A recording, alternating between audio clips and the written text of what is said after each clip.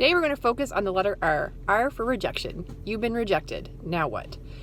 Mainly I'm going to focus on being rejected when it comes to a romantic relationship, but some of these can also apply to things such as being rejected by a friend, being rejected from a job, but mainly the romantic side.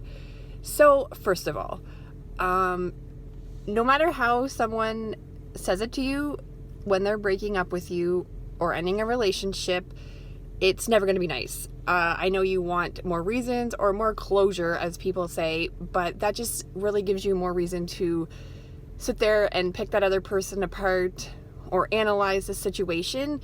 There's nothing wrong with them just being frank and cutting it off. Yeah, it sucks, but at the end of the day, as harsh as it is, they don't want to be with you.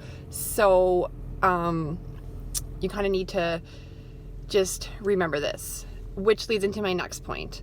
When you are rejected by a blamer, someone who doesn't really want to take any of the responsibility or doesn't, when they end it, they more say it's things that you're doing, like you're too emotional, which yes, obviously I've heard before,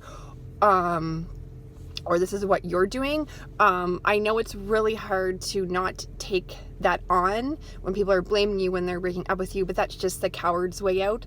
I know it's really hard not to take it personally, but honestly, it's not you, it's them. So when someone's rejecting you and blaming you, don't take it on. It makes it worse. Third of all, if someone is rejecting you and someone's telling you, oh, get over it or move on. Yeah, that's why I'm talking to you about it, because I'm trying to get over it and I'm trying to move on. Try to maybe find someone to talk to about it that will listen to you and validate your feelings. Sometimes tell you a harsh word, kind of bring you to reality. There's nothing wrong with that, but make sure you're talking to the right person and not the wrong person, because for someone to say to you like, oh, get over it, like obviously they're very emotionally stunted or they just don't understand, and you deserve more than that. Fourth of all, something that people don't tend to do when they get rejected is to grieve it properly. You've just lost something. You need to go through the feelings. I know it really sucks and it really hurts to deal with the feelings head on and kind of get to the root of everything and grieve the loss that you just felt. And it is really hard. And sometimes people don't do that and they choose to other ways, kind of like pushing it down, or people will tell you to kind of go after someone else, like, or drink. That's not going to help. Yeah, it's a temporary coping mechanism, but it's in the long term, it's just better to deal with the pain and get it over with. Which leads into the next thing. There's no timeline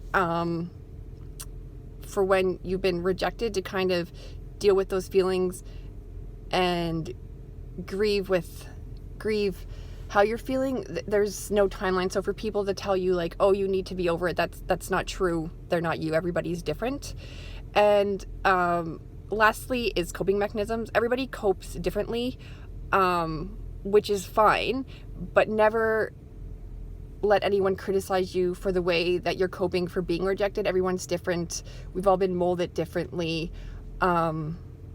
So cope with it how you feel is best. There are some coping mechanisms that I would recommend over others, maybe like going to the gym versus going and getting wasted every night, but that's just me. You can do whatever you want. And just remember, this feeling's only short term, and if you deal with it and get to the root of it, in the long term it will be better, and there is something better out there for you, and something good will come out of it. And I know you can't see it because of the way you're feeling now, but in the long run, I promise you from personal experience that it will might even be the best thing that happened to you.